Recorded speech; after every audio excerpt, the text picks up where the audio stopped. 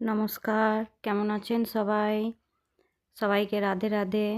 দেখুন আমার পুজো কমপ্লিট সকালে। এখন টাইম হচ্ছে 6টা। চলুন একটু বাইরেটা দেখে আসি। এখন সকাল 6টা বাজছে, আমার পুজো কমপ্লিট। দাঁড়ান, লাইটটা জ্বালাই, খুব অন্ধকার। রাত্রে গেটে পর্দাটা লাগিয়ে রাখি। দাঁড়ান, তালাটা খুলি। দেখুন বাইরেটা দেখুন কেমন এখন অন্ধকার, একদম শুনশান, কোনো আওয়াজ নেই, কিচ্ছু না। চলুন ভেতরে যাই এবার। তো এখন আপনার টাইম হচ্ছে 8টা, সকাল 8টা। আমার রান্না, আমার কাজ, পুজো সব কমপ্লিট। মেয়ে স্কুল চলে গেছে। এবার আজকে তো স্যাটারডে, তো আজকে অফিস যায় না অবশ্য, কারণ আজকে হয়তো কিছু কাজ আছে, তো আমাকে বললো আজকে অফিস যাবে। তো আমার তো রান্না হয়ে গেছে। হ্যাঁ, মেয়ে স্কুল চলে গেছে, এবার ওকে পাঠাই। তারপরে আর আগে দেখি কি কাজ, অবশ্য সব কাজ হয়নি, এখনও কাজ আছে। হ্যাঁ, তো ঠিক আছে। তো এখন সন্ধে 7টা বাজে আমাদের। এই 7টার সময়তেই মানে সন্ধেটা লাগে, একটু লেট হয় এদিকে। তো দেখুন আমার পুজো হয়ে গেছে ভগবানের। হ্যাঁ, আর একটা জিনিস দেখায় আমার মেয়েকে, দেখুন ও কুতুব মিনার বানাচ্ছে। হ্যাঁ, ড্রয়িং করছে, দেখুন। হ্যালো।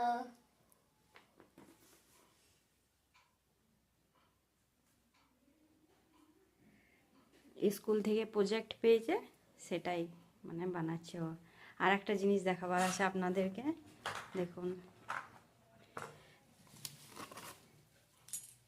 এই দেখুন এটা হচ্ছে জমির মূলো। আমাদের পাশের একটা ভাবি, ওর বাগান আছে, তো উনি লাগিয়েছেন। তো সেটাই আজকে একটু মানে বিকালে এসে আমাকে বললো, দীপিকা না তোমার জন্য নিয়ে এসেছি। তো বাইরে বুঝতেই পারছেন, শহরে বসে মানে জমির, নিজের জমির মানে মূল্য পেয়েছি, কতটা খুশি। হাজবেন্ড যে আজ অফিস থেকে এসে বলছে খুব খিদে পেয়েছে। হ্যাঁ, তো ভাবলাম কি বানাবো। আসলে আমরা ডিনারটা একটু তাড়াতাড়ি করি, তো সন্ধ্যে 7টা 7:30টার মধ্যে মানে আমাদের ডিনার কমপ্লিট হয়ে যায়। আর দিনে অফিস গিয়েছিল, তো ভাত খেয়ে গিয়েছিল। আজকে মানে লাঞ্চ নিয়ে যায়নি, একটু লেটে গিয়েছিল। তো আমি ভাবলাম কি আর বানাবো। তো দেখলাম ঘরে ব্রেড আছে, তো আমি ভাবলাম চলো একটু ব্রেড পকোড়া বানিয়ে নিই।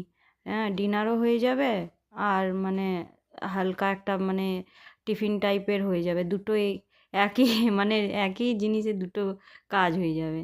তো একটু সবজি ছিল, সবজিগুলো কেটে নিলাম, একটু সিমলা, বাঁধাকপি, আর একটু আপনার ওই আদা টাদা দিয়ে, একটু সিদ্ধ আলুও ছিল। তো আমি ভাবলাম চলো এই দিয়ে বানিয়ে দিই। তো আমি ওকে বললাম তুমি একটু ফ্রেশ হয়ে এসো, ততক্ষণে আমি বানিয়ে দিচ্ছি ঝটপট করে। তো বাস যা ছিল সেই দিয়ে একটু বানালাম ব্রেড পকোড়া। আর এখানে জানেন তো মুড়ি পাওয়া যায় না, যে সন্ধ্যের সময় আমাদের ওখানে যেমন একটু চানাচুর দিয়ে মুড়ি মেখে খায়, সব এখানে ওসব কিচ্ছু না। এখানে মুড়ির নামে কি পাওয়া যায়, মুড়ি তো পাওয়া যায় কিন্তু ও মুড়ি খাওয়া যায় না, বড্ড বাজে খেতে। আর ওকে মানে সেই চিড়ে যেরকম আমরা ভেজে খাই ওইভাবে ওকে বানিয়ে খেলে তবেই ভালো লাগে, তাছাড়া ভালো লাগে না।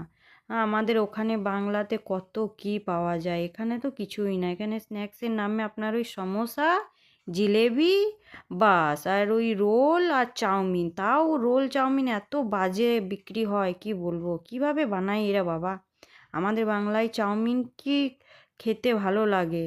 হ্যাঁ, আর এখানকার লোক তো আলুর চপ জানেই না যে আলুর চপ কি হয়, কি বলবো। তো বাস এইভাবেই একটু ঘরে এসব বানিয়ে খাওয়ার চেষ্টা করি। কি করব বলুন, বাইরে তো পাওয়া যায় না, তাই নিজের ঘরেই বানাবার চেষ্টা করি। আমার মেয়ে এবং হাজবেন্ড দুজনেই বাইরের জিনিস খুব একটা পছন্দ করে না ওরা খেতে। ওদের কিছু খাবার মন হলে বলবে তুমি ঘরে বানিয়ে দাও, যেমনই পারো তেমনি বানিয়ে দাও। কি করব বলুন।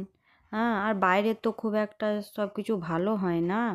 তো চেষ্টা করি কিছুটা ইউটিউব দেখে শেখার চেষ্টা করি, কিছুটা নিজের মন থেকে করবার চেষ্টা করি।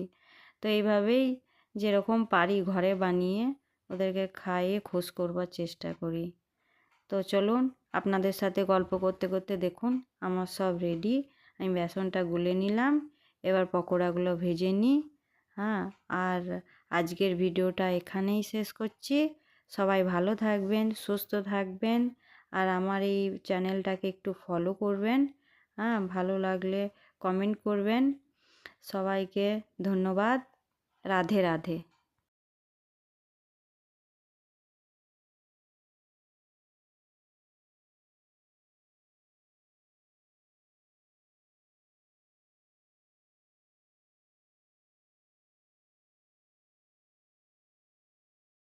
খেয়ে দেখো কেমন হলো, তবে তো বলবে কি ভালো হয়েছে কিনা।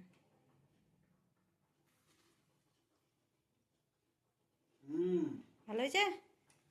চলো, খুব ভালো হয়েছে। ভালো হয়েছে, থ্যাংক ইউ।